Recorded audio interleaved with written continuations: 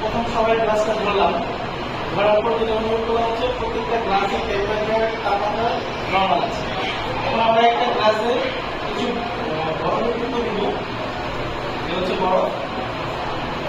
এই বরফটা এখানে 5 মিনিট থাকে। তোমরা সকলেই গ্লাস দুটো ধরেছিলাম, ধরার পর কি হয়েছে, দুইটা গ্লাসের টেম্পারেচার কি ছিল, নর্মাল। কি হয়েছে, নর্মাল।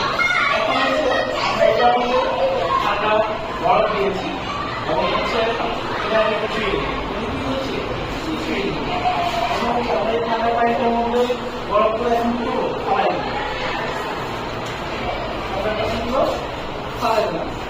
এখন হচ্ছে ঠান্ডা পানিগুলো খাওয়া দেওয়ার পর গ্লাসটাকে ফালাই দিই। আমার মনে হচ্ছে না আমার মনে হচ্ছে